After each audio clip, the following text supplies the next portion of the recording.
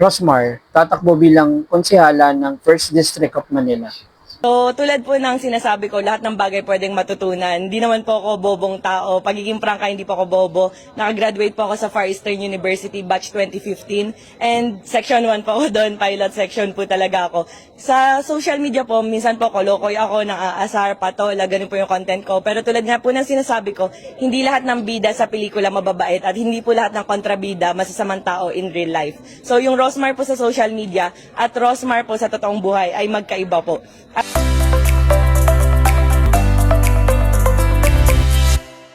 Hello everyone! For today's video, ang pag-uusapan po natin ay ang pagpasok ni Rosmar sa mundo ng politika. Usap-usapan ngayon sa Rosmar sa social media platform dahil sa pagpasok niya sa mundo ng politika. Marami po ang nag-react, yung iba tumawa, yung iba nagtaas ng kilay, yung iba naman ay sumangayon.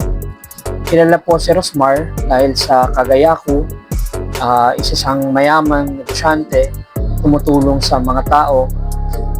Pinasok niya din ang mundo ng recording at naglabas siya ng sarili niyang kanta.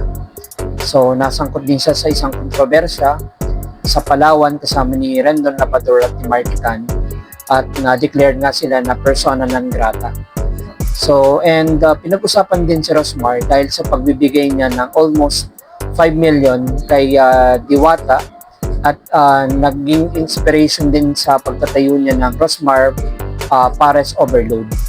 So, nakilala din si Rosmar bilang yung big sister sa bahay ni ate. So, ilan lang yan sa mga pinagagawa, sa maraming pinagagawa ni Rosmar. So, ganyan nga siguro kapag mapera, mayaman. So, lahat gusto mo gawin.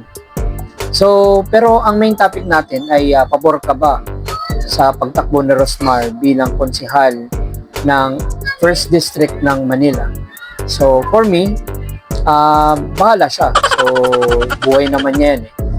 And besides, hindi po ako taga Maynila.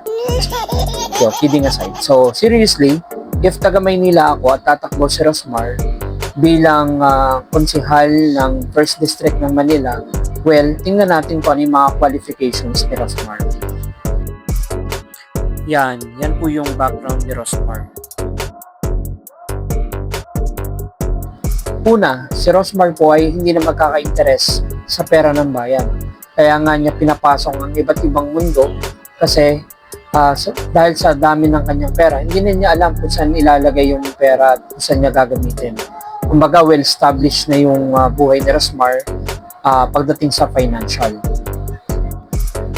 Pangalawa, kung sarili niyang ang pera ay kaya niyang itulong, so what more kung pera ng bayan?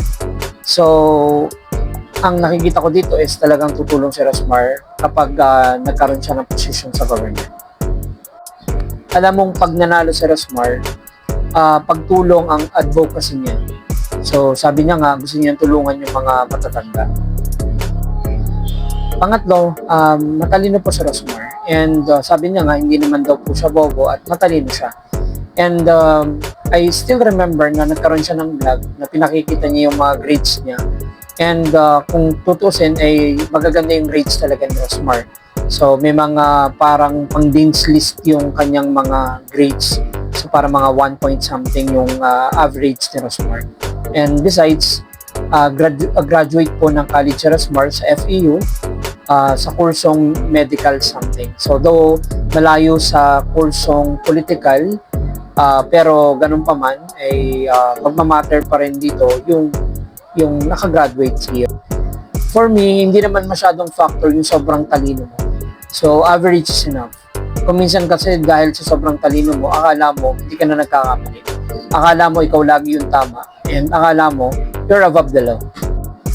And lastly, sa pagpili kasi ng isang politiko, kailangan tinitingnan po natin hindi dapat yung popularity.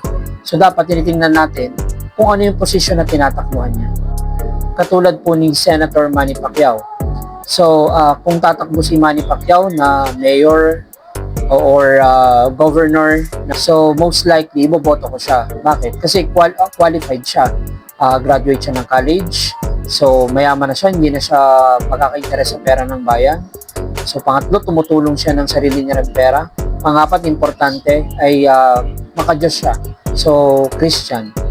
So and besides, yung pagiging governor ay halimbawa, isa sa ayos niya yung probinsya niya, magkakaroon siya ng maraming projects. Ganun din kung mayor siya.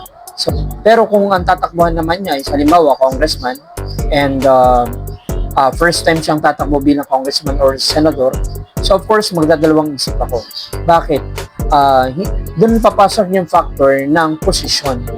Halimbawa, ang trabaho kasi ng isang senador or congressman ay gumawa ng batas.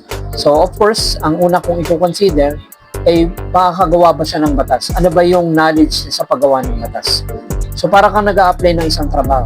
Katulad halimbawa na isang electrician ka halimbawa, tapos mag-a-apply ka bilang tubero. So tingin mo ba magiging fit kung wala kang alam dun sa posisyon na yun? Magdadalawang isip ka kasi titingnan mo rin yung political history niya.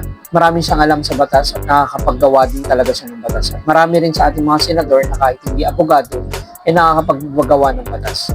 So of course, dun sa mga mayor or provincial governor, so ikaw ay mag-implement ng batas. Samantalang kapag ikaw naman ay congressman at senador, bukod sa mag-implement ka ng batas, ikaw mismo ang gumagawa ng batas. Kaya crucial na dapat may alam ka talaga sa paggawa ng batas. Kaya most likely, ang kinukuha talaga natin, binoboto natin bilang senador ay hanggat maaari ay isang abogado. So, pero of course, hindi naman lahat ng abogado is qualified. So, kailangan ay yung background mo bilang tao na wala ka rin gagawing hindi kapakipakinabang. And pero since si Senator Manny Pacquiao naman ay dati ng senador at dati ring congressman, so ngayon kung tatakbo siya bilang senador, ang gagawin ko po is bibigyan ko siya ng chance pero titingnan ko yung political history niya. Titingnan ko kung may mga napasasang batas at doon ko pagbabasihan yung decision ko kung iboboto ko si Senator Manny Pacquiao. Kung marami siyang napasang batas, then I will consider na iboto siya. Pero kung wala naman siyang naipasang batas, then kahit popular si Senator Manny and idol ko siya pagdating sa boxing, hindi ko pa rin siya iboboto. Then going back to Rosmar, sa pagtakbo niya bilang konsehal ng Maynila, kung ako po ay taga Maynila at ako po ay tatanungin kung iboboto ko siya, since mahilig din ako magbigay ng chance sa mga baguhan, well, honestly, boboto ko si Rosmar.